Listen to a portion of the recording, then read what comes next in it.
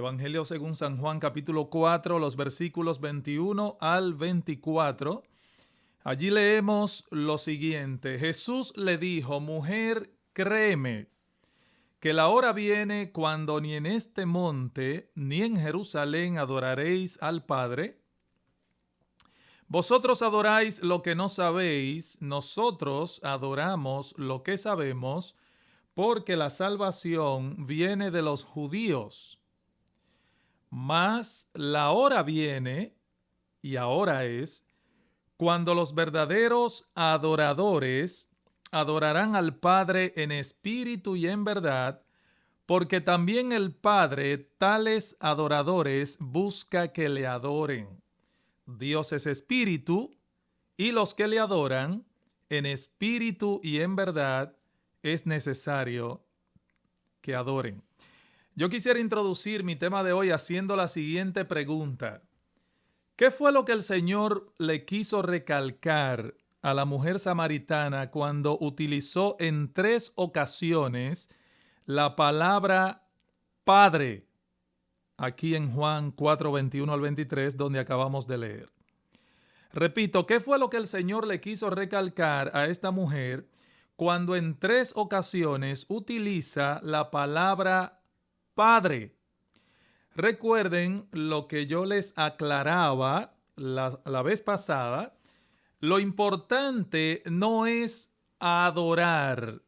No, eso no es lo importante, adorar. Lo importante es adorar a Dios. Repito, hermanos, lo importante no es adorar.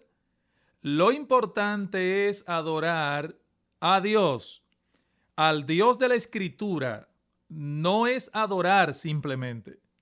Por lo tanto, cuando aquella famosa canción de que les hablé la vez pasada decía: procura estar en paz con Dios, no importa el concepto que tengas acerca de Él, es totalmente errada, equivocada, herética, porque sí importa el concepto que tú y yo tengamos de Dios. Sí importa. Bueno, eso fue precisamente lo que el Señor Jesucristo le quiso recalcar en este pasaje a la mujer de Samaria, cuando en 3 ocasiones Él recalca, enfatiza, usa la palabra Padre. Y fue en este punto donde nos quedamos la vez pasada. Noten el versículo 21 del capítulo 4. Jesús le dice: Mujer, créeme que la hora viene cuando ni en este monte ni en Jerusalén adoraréis ¿a quién? Al Padre. Al Padre.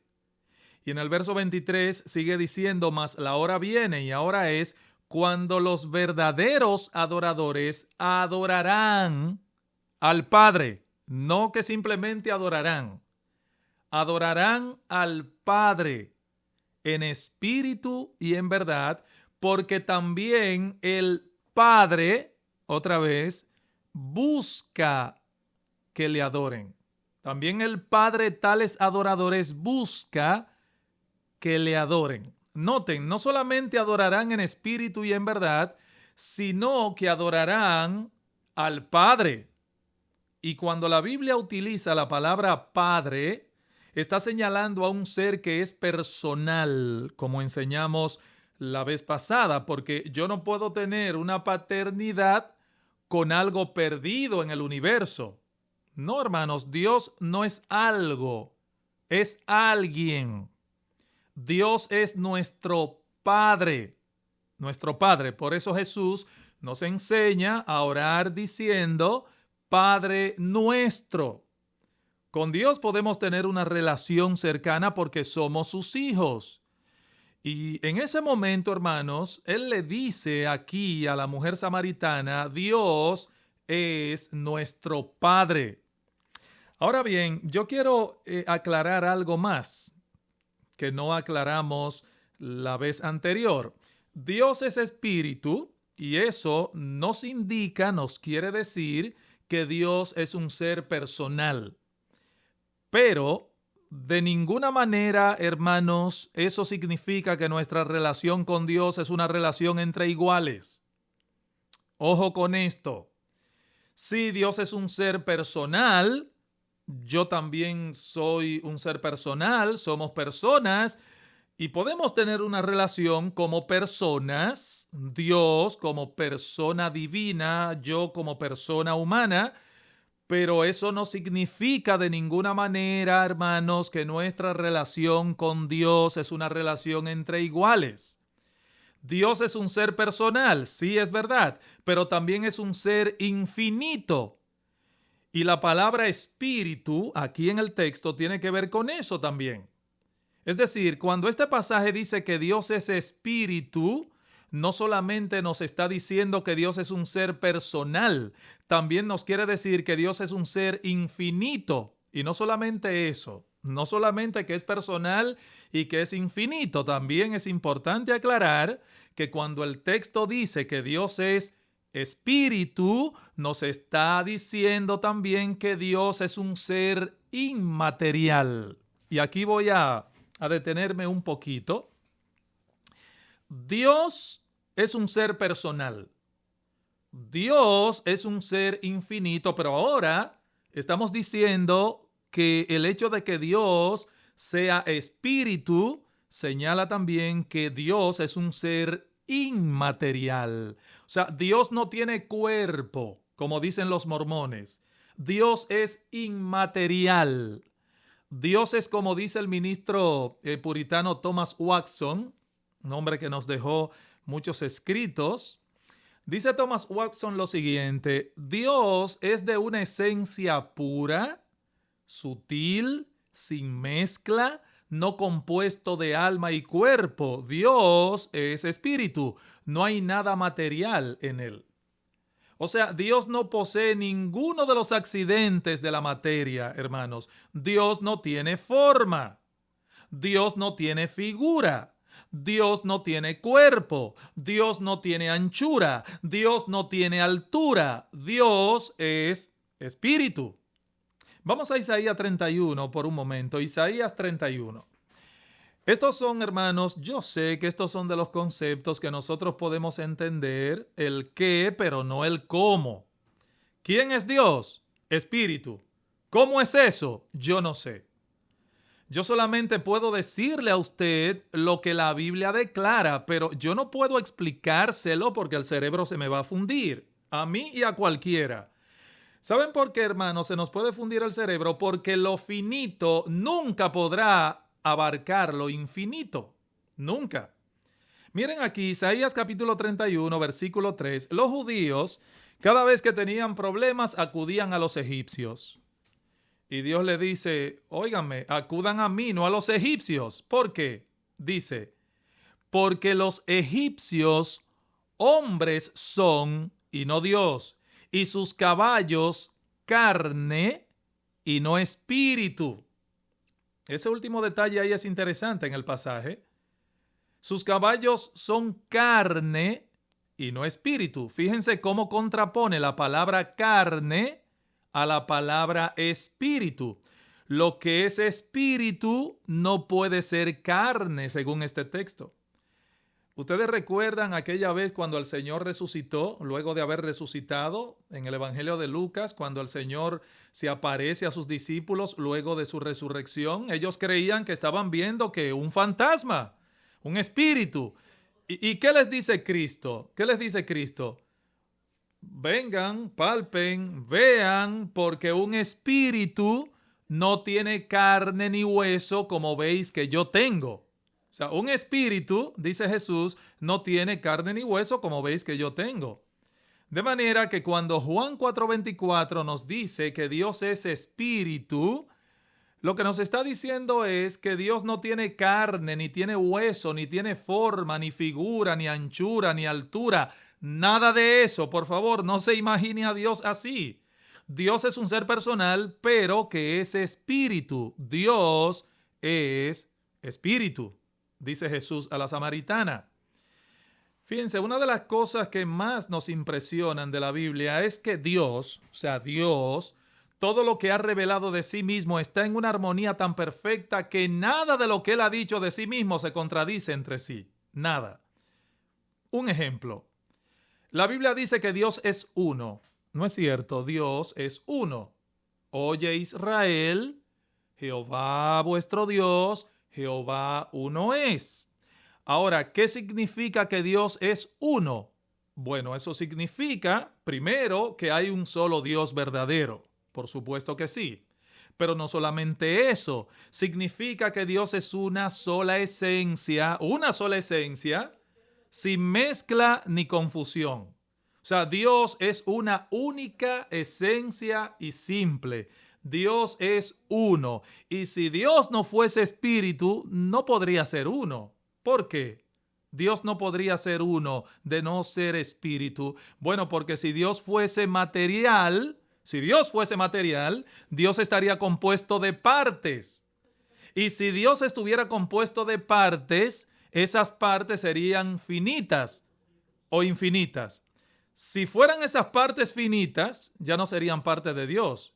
Y si fueran infinitas, cada una de esas partes serían un Dios en sí mismo. Y por lo tanto, Dios no podría ser uno.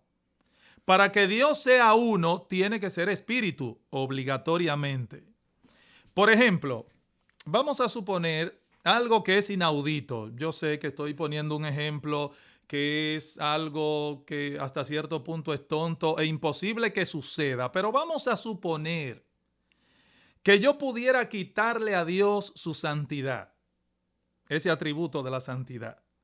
Si yo quitara a Dios su santidad, alguien podría pensar, bueno, pero todavía le queda su omnipresencia, su omnipotencia, o sea que todavía queda ahí la mayor parte de Dios. No, hermanos. Si yo le quito a Dios su santidad, lo destruyo. ¿Por qué? Porque todo Él es santo. Todo Él es omnipotente. Todo Él es omnipresente. Todo Él es amor. Todo Dios es Dios. Dios es uno. Por lo tanto, tiene que ser espiritual. Pero no solamente eso. Si Dios no fuese espíritu, no sería invisible. Y dice la Escritura que a Dios nadie le ha visto jamás ni le puede ver porque Él es invisible. Dios habita en luz inaccesible. Miren lo que dice 1 Timoteo 1:17. 1 Timoteo 1:17 dice el apóstol Pablo, por tanto, al Rey de los siglos, inmortal, invisible, al único y sabio Dios, sea honor y gloria por los siglos de los siglos. Amén. Pero no solamente esto, hermanos, si Dios no fuese espíritu, no podría ser infinito. ¿Por qué? Porque si Dios fuera material, en algún momento se acabaría esa materia, porque toda materia tiene un límite. Pero Dios es espíritu y Él no tiene límites. Él no se acaba en ningún lado. ¿Ustedes recuerdan cuando el rey Salomón edificó casa a Jehová, el templo de Salomón, aquel famoso, cuando construyó ese templo? ¿Qué dijo Salomón? Se dijo a sí mismo, y es verdad que Dios morará en este templo. Pero si he aquí que los cielos de los cielos no lo pueden contener, cuánto menos esta casa que yo he edificado. Dios es espíritu. Y Él lo llena todo en todos. No trate, por favor, de entenderlo porque puede ser que si usted trata de entender esto, al final de esta transmisión usted va a tener que tomarse un Tylenol o algo para el dolor de cabeza porque se le va a fundir el cerebro, ¿ok? Pero eso es lo que dice la Escritura. Dios es espíritu, infinito, sin límites. Es un ser inmaterial. Todo lo llena en todo. Los judíos llegaron a pensar que Dios no los veía porque ellos estaban haciendo cosas escondidas, ocultas en algunos lugares. Y Dios le dice lo siguiente a ellos a través del profeta Jeremías. Miren Jeremías 23, versículos 23 al 24. Fíjense esto. Ustedes están haciendo cosas para que yo no los vea, se están escondiendo en lugares. Dios pregunta lo siguiente, Jeremías 23, ¿soy yo Dios de cerca solamente, dice Jehová, y no Dios desde muy lejos? ¿Se ocultará alguno, dice Jehová, en escondrijos que yo no lo vea? ¿No lleno yo, dice Jehová, el cielo y la tierra? Y miren lo que dice el salmista en el Salmo 139. ¿A dónde me iré de tu espíritu? ¿Y a dónde huiré de tu presencia? Si subiere a los cielos, allí estás tú. Y si en el Seol hiciere mi estrado, he aquí, allí tú estás. Si tomare las alas del alba y habitar en el extremo del mar, aún allá me guiará tu mano y me asirá tu diestra. Salmo 139, versos 7 al 10. Hermanos, Dios es infinito. Ahora, fíjense bien, cuando un creyente entiende lo que Dios ha revelado de sí mismo en la Escritura, a esa persona no le queda otro remedio que caer postrado delante de Él en una temblorosa y devota adoración. Yo les decía a ustedes la vez pasada que Dios es un ser personal y hoy lo estamos recalcando, pero lo que queremos decir con esto es que nuestra relación con Él es una relación personal, pero no entre iguales. Es una relación personal en adoración. Una relación personal, repito, hermanos, pero en adoración. Es más, aún la mujer samaritana, una mujer pagana, ella no podía concebir en su mente ningún tipo de relación con Dios que no sea una relación de adoración. Inclusive, fíjense que ella le dice a Jesús en el verso 20, nuestros padres adoraron en este monte. Nuestros padres adoraron en este monte. Ella no dijo simplemente nuestros padres hacían sus cultos en este monte, no. Nuestros padres adoraron en este monte. Y es curioso que en los versículos 20 al 24 de Juan capítulo 4 aparezca 11 veces la palabra adoración o cualquier otra palabra similar a esta. 11 veces en solamente 5 versículos aparece una referencia a la palabra adoración. Dice Jesús, Dios es espíritu y los que le adoran, consecuentemente, deben adorarle en espíritu y en verdad. No dice allí, Dios es espíritu y los que le sirven, no, los que le adoran. Ni siquiera dice Dios es espíritu y los que acuden a Él. Ni siquiera eso dice, Dios es espíritu y los que le sirven a Él. No. El texto dice claramente, Dios es espíritu y los que le adoran deben adorarlo en espíritu y en verdad.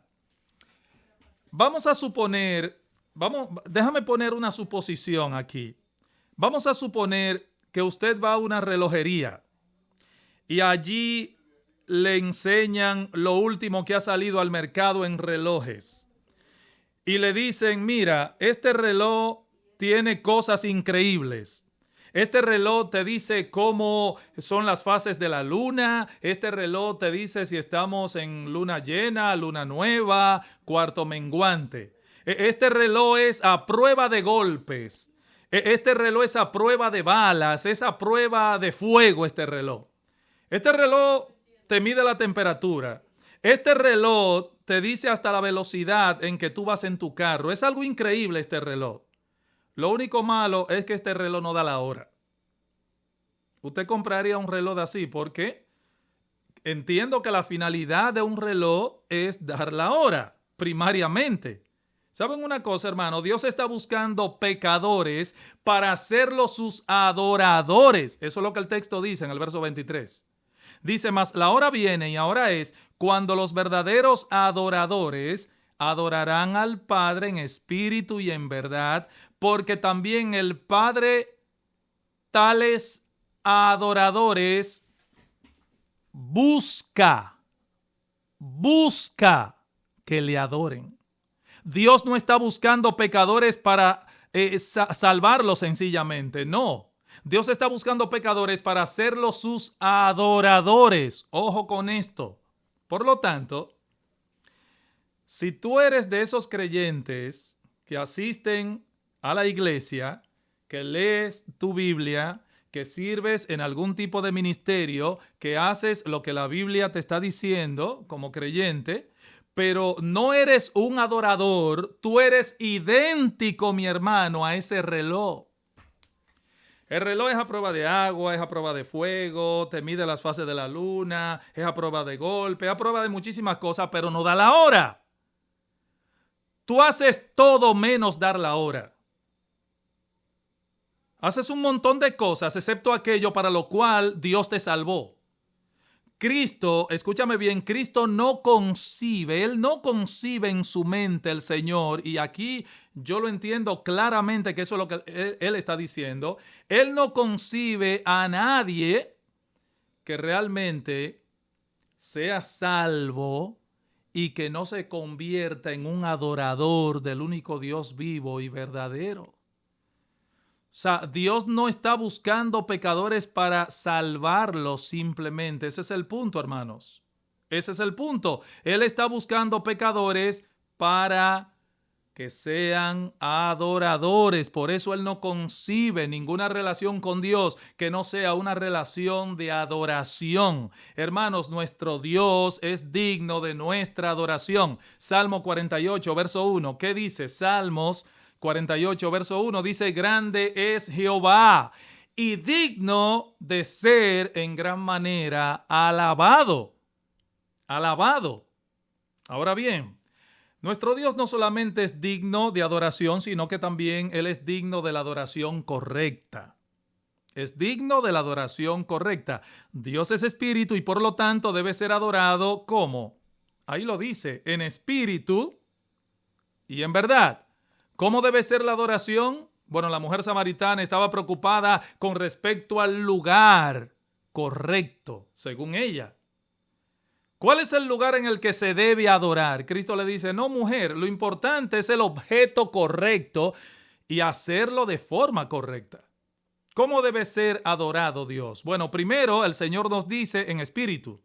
Dios sabe que realmente es la adoración que Él debe exigir de los demás. ¿Por qué? Van a ver por qué, hermano.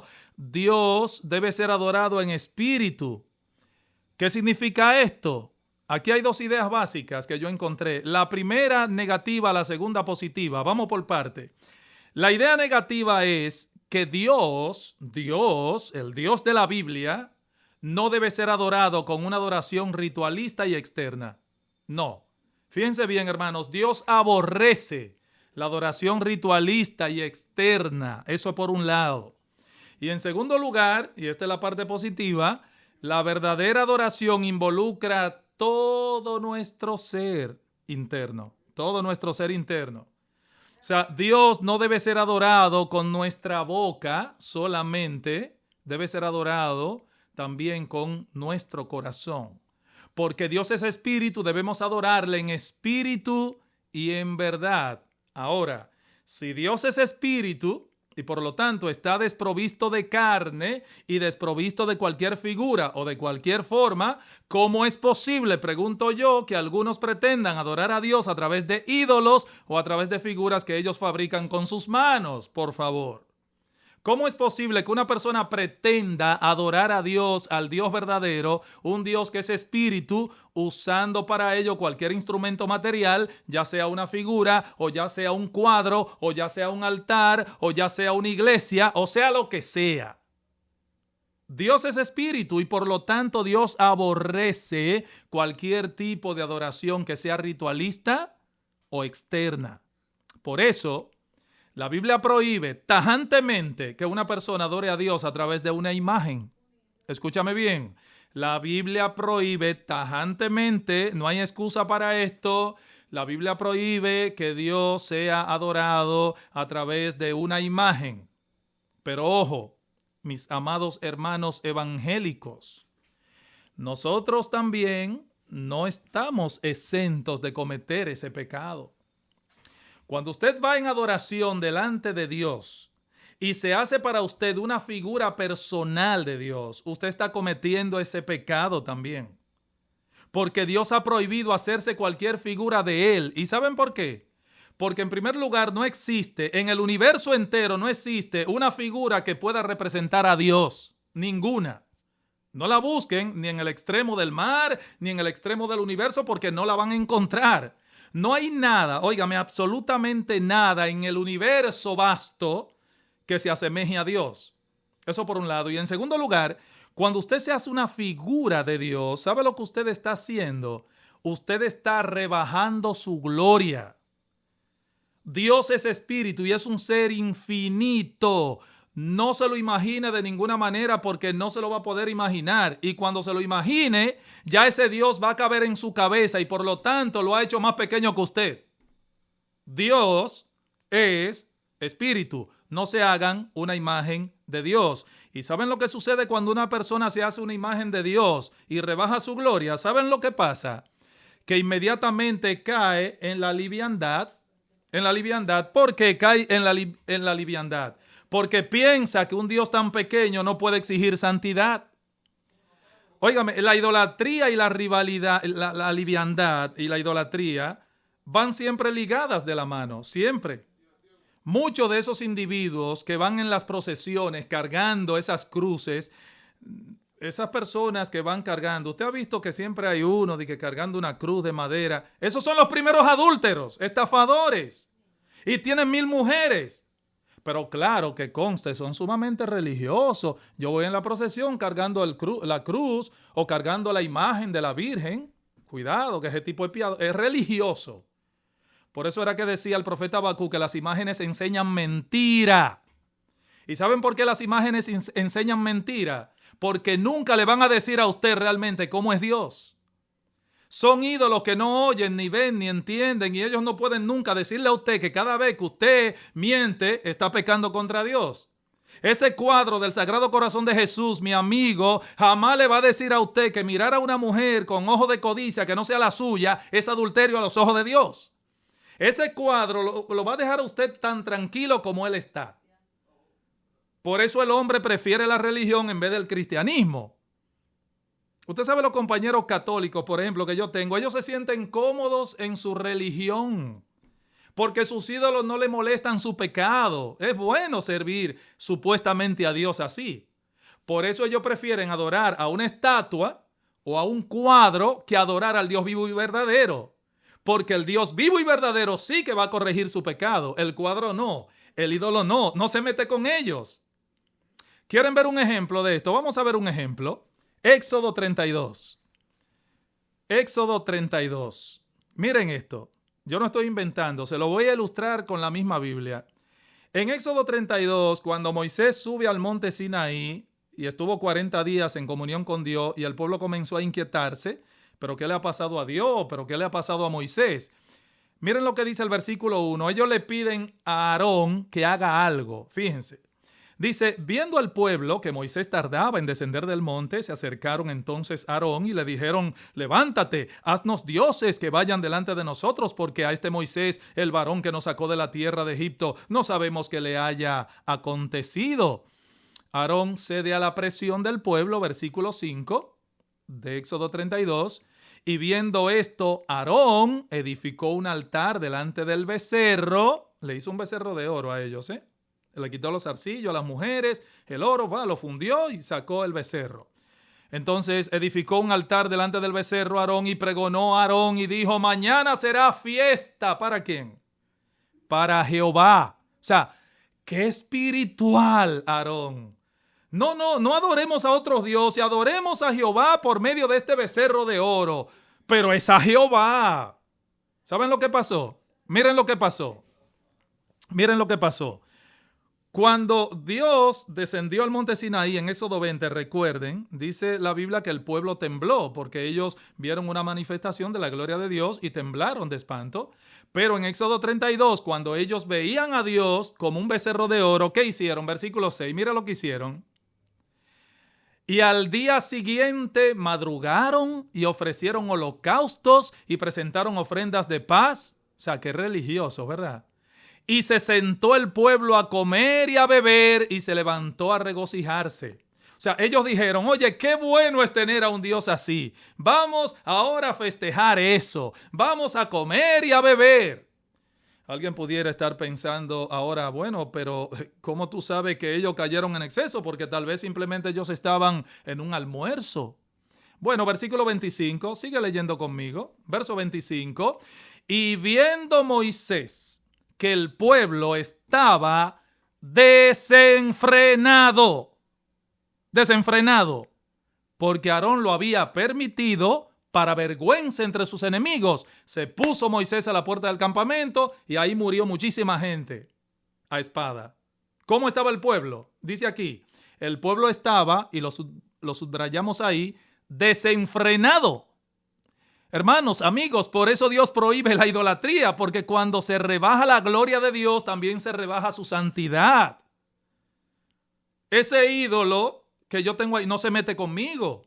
Más bueno que así, dicen en República Dominicana. O sea, Dios no solamente prohíbe que otra cosa que no sea Él sea adorado, sino que Dios también prohíbe que Él sea adorado a través de cualquier imagen o cualquier cosa material externa a Él mismo. Por eso es que miren Apocalipsis 19:10. Había un ángel que le estaba mostrando a Juan todo lo que él estaba viendo y Juan estaba impresionado con el ángel. Miren lo que dice Apocalipsis 19:10. Dice, yo me postré, dice Juan, a sus pies para adorarle. O sea, para adorar al ángel, Juan se postró. Yo me postré a sus pies para adorarle y él me dijo, mira, no lo hagas. Yo soy consiervo tuyo, de tus hermanos que retienen el testimonio de Jesús. Adora a Dios, porque el testimonio de Jesús es el espíritu de la profecía. Fíjense, ni siquiera un ángel puede darnos una visión correcta de quién es Dios. Hermanos, nuestro Dios es infinito. Nuestro Dios llena el cielo, la tierra. Nuestro Dios es más grande que la suma de sus atributos. Nuestro Dios no cabe en ningún lugar. Y cuando nosotros entendemos quién es Dios, es que podemos adorarle correctamente. Pero el hecho de que Dios es espíritu no solamente quiere decir que Él no debe ser adorado a través de imágenes en una forma externa, también quiere decir que Dios debe ser adorado en una forma interna. Ese es el aspecto positivo de la adoración en el espíritu. Hay muchas personas inconversas que nos escuchan y que no conocen a Dios también. Mira, mi amigo, déjame decirte algo. Dios no ve como el hombre ve. Él mira el corazón. Así que si tu corazón es un corazón no arrepentido y todavía tú no has venido a Cristo en arrepentimiento y fe, mi amigo, tú no puedes adorar a Dios en espíritu porque tu corazón todavía está corrompido por tu pecado. Así que lo primero que tú debes hacer es venir a Dios en arrepentimiento y fe, pidiéndole al Señor que limpie y perdone todos tus pecados en esta tarde. Solo así tu corazón será transformado y entonces tú podrás adorar a Dios correctamente. Pero debo decir también que no solamente los inconversos hacen eso. Los creyentes también podemos caer en el error de adorar a Dios en una forma ritualista y externa. ¿Cuándo? Cuando vamos a la iglesia y nuestra boca está cantando, pero nuestro corazón está callado. Colosenses 3:16 dice, la palabra de Cristo more en abundancia en vosotros, enseñándonos y exhortándonos unos a otros en toda sabiduría, cantando con gracia en vuestros corazones al Señor. Cantando en vuestros corazones al Señor. No es que te quedes con la boca cerrada tampoco. Tú vas a externar lo que tienes en el corazón a través de la boca. De la abundancia del corazón habla la boca. Pero cuando no es de corazón que estamos cantando a Dios, esa adoración, mi amado hermano, viene a ser ritualista y externa, pero nada más. Ahora el Señor le dice a la samaritana allí en Juan 4 que la adoración no solo debe ser hecha en espíritu, sino también en verdad. En espíritu y en verdad, y con esto cierro ya.